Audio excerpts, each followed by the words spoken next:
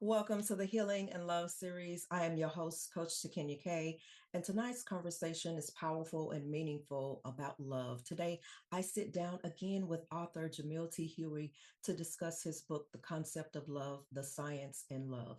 Love is powerful. Love heals, it restores, but love can sometimes be misunderstood. See, many people, they desire love. They've never been taught how to recognize it, how to receive it, or to give it. Throughout this series, we are discussing the insights from his book. So I encourage everyone that is watching to grab a copy of the book, The Science in Love, right? We're going to discuss that tonight. So head over to Amazon and get you a copy of The Concept of Love by Jamil Huie. So tonight, we're going to explore some questions like, what is the language of love? What am I allowed to love? How can I love after like divorce, disappointment, other losses in our lives? Jamil, welcome to the show tonight. How you doing, Kenya? So, like from my perspective, when I think about the language of love, I go back to the very beginning.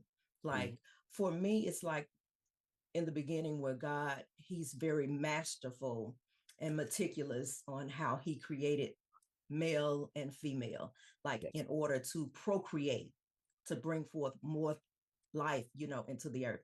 And so that alone, it shows me that there is a divine order and a language within love. Language of love is a great topic. It's a beautiful subject to go over because there's many languages of love. I mean, the way the trees communicate, there's mother trees that make sure their younger trees get more water, more nutrition. Animals, they communicate a certain way, and communicating to their loved ones, telling them how they feel and stuff like that. They're very affectionate. And humans, we have our love languages. And for each humans, maybe animals, they may have a set way of doing it, or maybe trees have a set way of communicating with other trees. But humans, we have many different ways of love and showing our love language and understanding who we are as individuals and how we want to be loved and how we will want to give love to someone else. So with the dynamics of God and how we was created in love. Because if you got to think about it, we're on a planet that basically provides everything we need. God created men, God created women, God created animals, He created trees, the stars, the moon. All of this stuff's coincide in everything we need. Like we literally need nothing. We got water, we got fruits, we got whatever else we decide to eat on this one planet alone. So love language is a great subject and a great way to understand. But first, you have to understand who you are. As we keep going into this subject further and further, we understand it comes back to you. What is your love language? What do you like? Are you a financial individual? Are you a communication individual? Do you like to be hugged and kissed? Do you like gifts? How do you prefer to be loved? And once you figure that out, then you go ahead and you explain to your partner or the loved one that you are seeking after to let them know, like, hey, I like flowers on a Sunday morning. I like tea made for me or coffee or whatever it is, So love language is a big subject, broad. We can get into it a little bit deeper, but let's figure out what's going on. As I can explain through my dating experiences, right? So a Mhm. lot of times I may hold back on who I am in order to please somebody else, forgetting Mhm. who I am and how I want to be loved. Because I know me, for me, I want to be respected. I want communication. I want certain things to happen for me. I may put aside some of that in order to make somebody else happy. Like, okay, maybe I'm gonna give away some of my love language in order to make somebody else happy, and that becomes a problem because then you gain this kind of hatred or negative feeling towards a person because they're not doing something for you that you never communicated in the first place, right? So once you figure out what your love language is, like the trees, they know they give extra water to their plants, right? Mhm. That's how they provide their love. I may say, you know what, I'm going to work hard, provide my love to the person that I'm with. I'm going to work hard. I'm going to provide. I'm going to buy things to make this person happy. You know what I'm saying? This Mhm. person may say, hey, you know what, you're buying me things, you're doing such and such, but that's not doing anything for me. That's not making me happy. That's not pushing me or making me feel like, hey, you love me the way I want to be loved.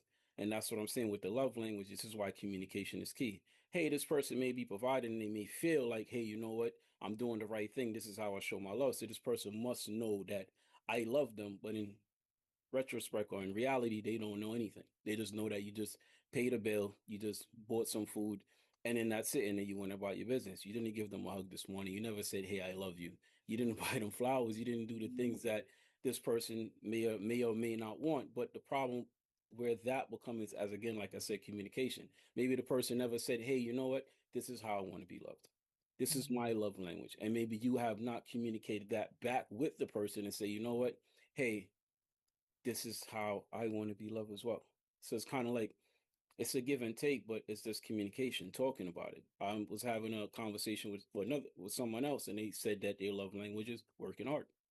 Mine too. Back in the day, was my love language was working hard. With my kids now, my love language is spending time with them because they explain to me, "Hey, Dad, we rather you spend time with us than you just spending all this money and thinking that's going to solve all the problem in the world." So my exes said the same thing. They said, "Hey, you may buy me things or whatever, but hey, you didn't buy me flowers. You didn't hug me this morning. You didn't tell me something amazing or text me something throughout the day to make me feel good." Communication is key. Communication is key. What is your love language? What do you want somebody to do? And I think that kind of helps going towards or going in the future because as we're going through our relationships, we understand there's ups and downs. And once I know who you are, or understand who you are, or want to understand who you are, and want to Mhm. understand who you are, then I'm going to pursue and give the energy needed in order for us to have a balance. Because it's always going to be up and down. It's always going to be left, right, center, whatever it is. But once we have a foundation of, hey, I understand who you are, you understand who I am, I think that's going to take you further and make your relationship more stronger as you go and as you're building and understanding each other more.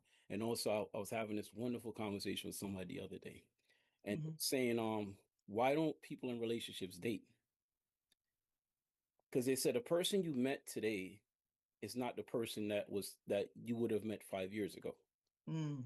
So the person you're with now, guess what? In 5 years, that may or may not be the same person you're going to be with 5 years from now. So you got to understand, you got to relearn who your partner is. Understand that you do have to date. You do have to go out and say, hey, you know what? My name is Jamel. How are you today? Let's go out and have a conversation. Who are you? Who are you evolving to? You may have married a plumber and then now the person is a doctor. Those are two Mhm. different individuals, make good money, they have great careers or whatever, but now you're dealing with two different individuals. And we have to understand that, hey, your partner is evolving. They are changing as they go, as they meet new people, as they're discovering themselves, as they're reading new books, as these things are going. And are you evolving with your partner or are you stagnant? And does evolution mean a breakup? Or can evolution bring us together closer if we're just evolving together? You know what I mean? Sometimes some partners they're growing and they're going further and further in life, and one person is stagnant. Is that a recipe for destruction, or is it something that, hey, you know what, this is the foundation of our relationship. This is what it's been. This is my rock, the way they are, and they've been pushing you, and it's great. Or you know what, this person is holding me back, or this person does not understand me anymore, or this person does not have the interest to know and learn who I am. So that becomes love language. Love language evolve in time because now we like new things. You may have liked orange juice 10 years ago, and now you like apple juice. Like, you know what I'm saying? So it's kind of like, yeah, it's like that. It's just growing and understanding. Like, yes, we all speak different language. And not saying or taking away from the trees and the animals, like they may or may do the same thing, but because we're evolved species, we think different. We think more Mhm. complex. You know what I mean? Now we got birthday cards we write. Valentine's Day cards. Before language of a way of communication of survival. Now language Mhm. is social. You know, so it's all different, and we got to understand that each individual is different and be willing to learn somebody and keep learning them as we're going to build these stronger relationships. Mm. I love the way that you said you have to keep learning your partner. Absolutely. Right? Because even as a marriage coach, I teach couples to take an inventory every single year because you are evolving, you Yes. are growing, you do like different things now. Like, I'm not the same girl I was 25 years ago. Like, I have I have Yeah. evolved in more ways than one. Yeah. And so it's so important for you to take inventory on yourself, but it's also as a couple, like you need to take inventory and you have to be honest and open about some things that you need and you desire. But the honesty is the biggest part. Like we have to learn to be honest. And a lot of times we aren't honest because maybe we're afraid or maybe we're hiding something or you know what I'm saying? Maybe we may or may not think that our partner is gonna understand, hey, you know what? This is different for me. I don't like going to the movies anymore. I want to go for a walk now. Like let's go to the park. And you may feel like your partner is not going to feel like that's okay. But being honest and understanding yourself, but first you got, like we always said, we always come back to who? To yourself. Hmm. First, you be honest to yourself. Hey, this is who I am evolving into, or this is who I have evolved into. Okay, honey, this is who I am. You know what I mean? What do you think? And are you okay with that? And can we grow and go further in our relationship or in our journey together as these things are changing with us? Because not only are we changing mentally, we're changing physically, we're Hmm. changing health wise, we're changing career wise, we're changing financially. Like everything is changing, whether it's up, down, left, right, or center. And this is why foundations of a relationship is so good. How we start is how we end. Start with a great foundation, great conversations in the beginning. Hey, I'm a family person. Hey, I'm not. Hey, this is how I want. I want to be respected more than I'm loved. Most men, like, we want respect more than we want love. Like me personally, I want somebody to respect me, respect who I am as a man. You know what I mean? Like when a man is not working, most of them stress out, and you can see the difference in how they are and what's going on. And you understand, like, as a man, respect is a big, big deal. So it's like in your relationship, start with respect, or start with communication, or start if you start with finances. Remember, these things also fluctuates as you go, and this is the evolution and understanding that, hey, we got to keep dating, we got to keep going out, we got to keep talking. It may not be as smooth all the time. It may be a rocky conversation today, but tomorrow we may have a smooth conversation. Or it might be smooth and amazing today, but understand that tomorrow it may not be the same conversation tomorrow.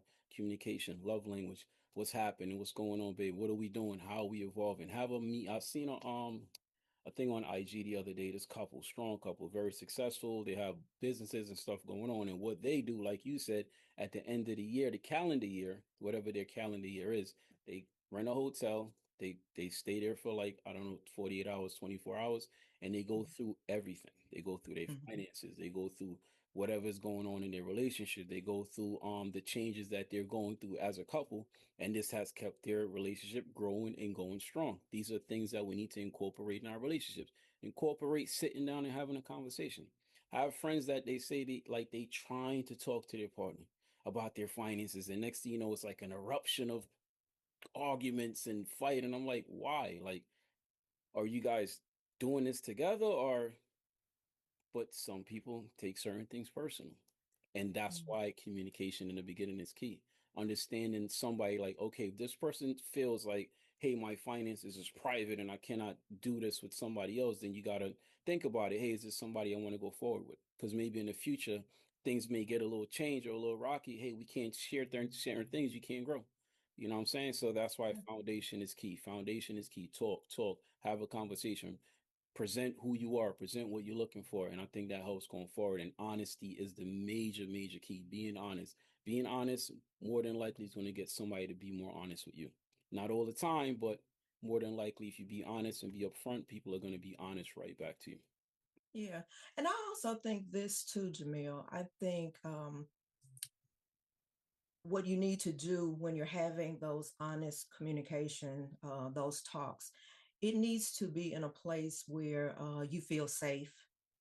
Um, you don't need to have those conversations when you are hyped up, you're angry about something else. So I always tell couples, like, you need to make sure that, like, the kids are not around. This is just a real intimate conversation between you and your spouse, you and your partner, you and your significant other.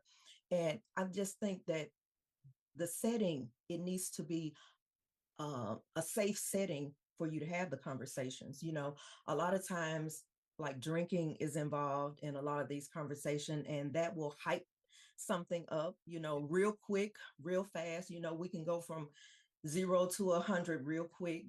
But I just think if you keep those conversations light, how you speak to a person, that matters also.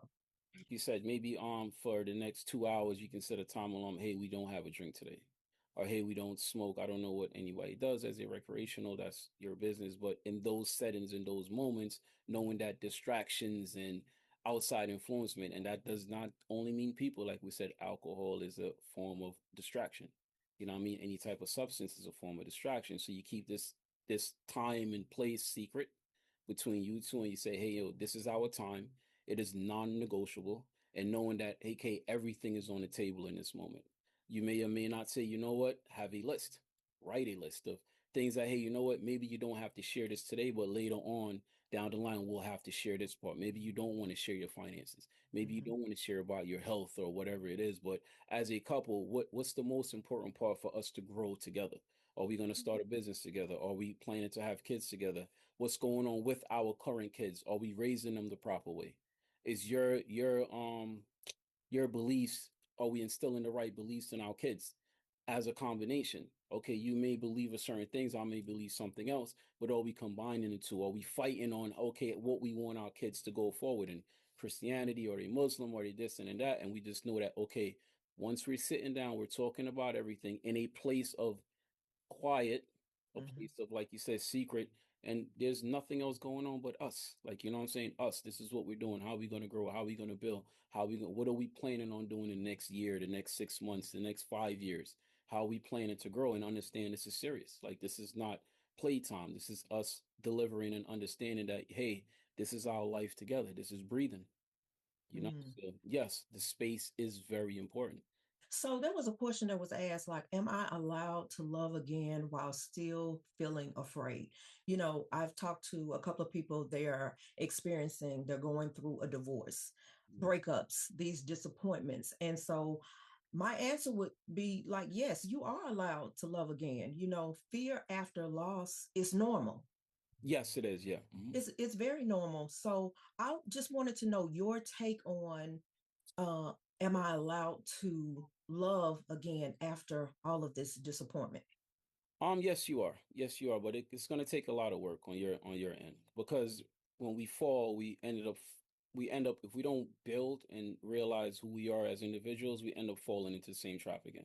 Because remember, once you're going through it, because we all, not all of us, but most of us been through it, where it's heartbreak and pain, and then it's like we're causing these pains to ourselves in order to bring pain back that just left, or just bring a replacement. So it's like, Mhm. yes, you're going through it. You've been heartbroken. You have a loss of a spouse. Somebody basically told you one thing, and then another thing occurred, and then now you're heartbroken. They left you, and then now it's like you're crying. Remember, bad decisions comes in these moments. So that's why you got to take time, take your time, take a deep breath. I've seen people go from one relationship into the next, and I've done the same thing, one relationship into the next. And guess what? The same thing that happened over here, I brought the baggage in. I never let the baggage go. And then I destroyed whatever was happening. Even if the person was the most amazing person in the world, because I still have this energy, this demon still holding me, I'm gonna bring it to the next place. And then next thing you know, I'm arguing about silly things. Not silly, but I'm sure whatever it is. But if things that I was arguing over here, I'm arguing over here, when it literally has nothing to do with the new relationship. So yes, you are allowed to love afterwards, but I would advise you to heal first. If you feel like you need to do something, find a hobby, find something, write. I mean, the greatest thing you can possibly do is just sit down and write out your feelings. Get up a journal, sit down and just start writing on a daily basis. Hey, this is how I feel today. Today I feel amazing. Today I feel like crap. Today I feel mid. Mhm. Today I feel awesome because such and such happened. I was walking down the hallway, and somebody says good morning, and that made my entire day. Or you know what? I was at work today, and then this family member came in, and they just said the worst thing they could possibly say, and that ruined my day. And guess what? You just released it. And once you release something, guess what? It makes you a better person and a stronger person, because now you understand the dynamics of, okay, these are my triggers. These are my triggers to happiness. These are my triggers to sadness. These are my triggers to anger. These are my triggers to being a good person. So you got to, once you start writing and understand, writing about yourself and understanding who you are, you may think like, you know what, I know me. But once you start writing, you start really knowing yourself. Because then you start Yes. seeing your daily routine. Like, okay, this is what I'm doing every day. I'm brushing my teeth at 8 a.m. I'm spreading the bed at 8:05. I'm jogging at 9 a.m. And this is like developing like, oh, okay, why do I do this at 8 a.m.? Why do I do this at 9? What am I feeling in this moment when I'm doing these things? And what does these things do for me going forward? Is this something effective that's going to help me in the next 6 months to a year? Or is this something that's a detriment to me? Mm. Growing, yes, you can go, but I highly advise figure out who you are, try to write things down and get yourself together. Because then now you know how to love. Now you know what love actually feels like, and you can't be tricked again. Mm. and you're stern and firm on, yes, this is me, Jamel T. Huie, and nothing else is going to conquer me. I'm going to conquer this world. I'm going to love how I want to be loved, and the person is going to love me back.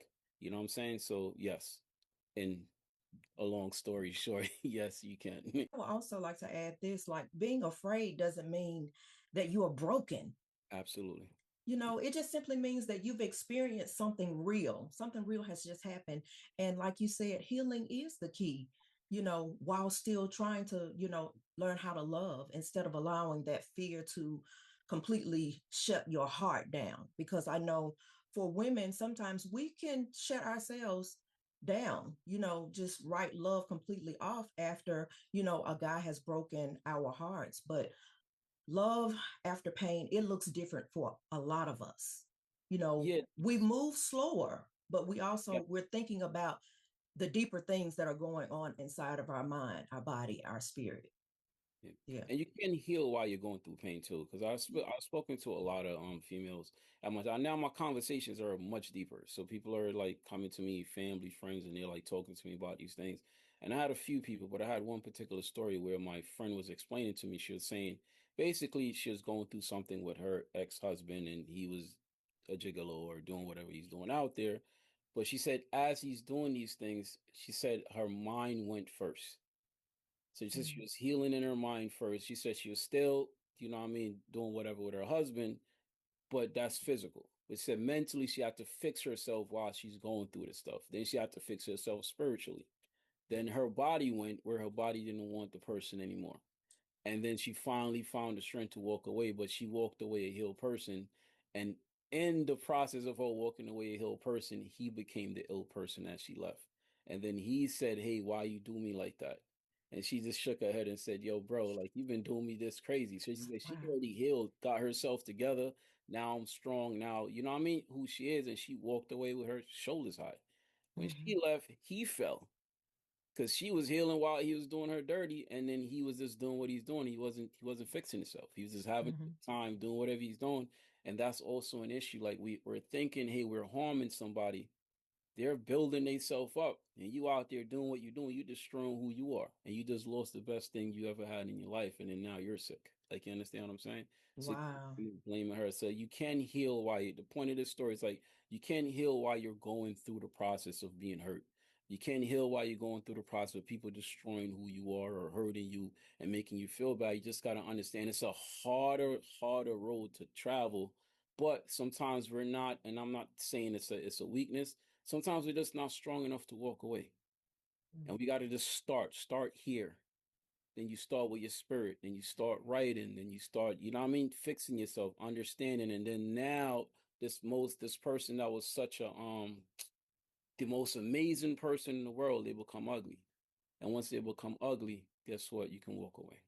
You know what I mean? Mm-hmm. So yes, it's a process, but everybody has their own journey. That was her journey. Other people's journey, or they gotta leave and then they walk away. But remember, everybody's journey is just a little bit different. But don't feel like just because it's hard to leave somebody, you can't heal in the process of being harmed by them.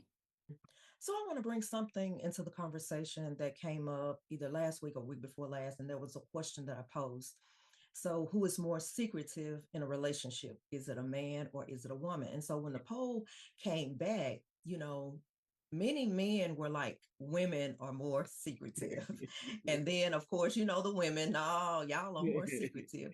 But, as a woman, Mhm. I want to offer another perspective. Like, women are not always secretive, because I remember the last conversation that you and I had. You said, that your daughter, she was becoming more open, but she is a little secretive. You said, how you women can be, sort of secretive. Yeah. I think for us, many times we're just cautious. Mm. Like it's like a flower, like a rose. You know, if I feel safe with you, if I feel loved by you, if I feel nurtured by you, if I feel cherished by you, emotionally connected to you, if I feel covered by a man, Mm. then I begin to open up. So it's just like a flower. If you water me, if you nurture me, all of those things, that's when I become open to you and you get to experience this fullness that I have, that's inside of me. So I don't think that women are necessarily secretive when I think about that in that perspective. Dee Mason, she said, she honestly believes that men are more secretive, especially when it comes to their health issues, their money, and their personal struggles. Courtney Ann said something powerful. She said she believes secrecy shows up when communication breaks down in a relationship or when it's never fully existed in the first place. That's a big one. Then Ro Jones said that she believes that men are more secretive because of their mindset, their upbringing, and their motives within the relationship. Mm. So we had David over on Instagram, and David said that because of his last relationship with his girlfriend, women are more secretive. He shared that his girlfriend had cheated on him, and it made him feel that she had always been hiding things from him. Then we had Big Ant over on TikTok. He said that women keep things closer to their chest, but when a woman feels truly comfortable with her man, she'll pour out any and everything to him. So, That matches what you said. I'm with yeah, so it's a you. broad perspective. So, I want to hear your take on who do you think is more secretive, the man or the woman? Okay, so I've been surrounded by women like my sisters, my mom, and stuff like that, and I've truly learned that women are more secretive than men. In Yeah. my opinion, Okay. in my Yeah. opinion, like when it comes to love and who they're dealing with and stuff like that, women can be very secretive and very good at it. So they easily know how to hide things and do what they got to do. But like you said, I've noticed and I've heard this plenty of times where a woman would say, once you once I trust you or once I feel the comfort and safeness with you, I will tell you anything. So that part, but somebody I forgot what the person said when they said men are more secretive with finances, Mm-hmm. health. And that's actually a real thing. When you look it up and Google it, men are more secretive when it comes to their finances and their health because men health is a big deal, especially Mm-hmm. when you first meet them. If they have something going on, they may feel a certain low self-esteem about what's going on when all they have to do is communicate and let the person know, like, hey, this is what's going on. Financially secretive is because I think there's a weight on men to be financially secure in society. So a lot of times when you're not making a certain amount of money or you are making a certain amount of money, you are very you keep that close to you because you don't want to be looked at a certain way. So you may have feel like if the society said men are supposed to make 200,000 a year and you're not Mm-hmm. making that, you're probably going to keep that to yourself because that's self-esteem issue. That's going to be a hard hit on a man self-esteem wise because like I'm gonna tell somebody I make less than 200 and they're going to look at me a certain way. So yes, everybody perspective is right. It just depends on what's going on. And then also with the research, it said women are more secretive when it comes to their love life. So, you know what I mean? So it kind of answers the question. I think both are pretty equal, but it's just on different subjects. Yeah. Yeah. So let's talk about healthy love. So, what are some signs that someone is experiencing healthy love versus love that may be unhealthy or destructive? Hmm. Oh, that's an amazing question. Okay. I think healthy love is, I always say communication is key. If I can talk to you about anything, hey honey, I got something going on, new project, I'm gonna run it by you. And you're basically honest with the person, you tell them what you're gonna do, what they're gonna do. Healthy relationship is showing up. Hey, something is happening, whether it's health wise or family wise or financially wise or whatever it is, you show up for your partner. Healthy relationship is just a hello text. How you doing? How's your day going? What's going on? You know what I mean?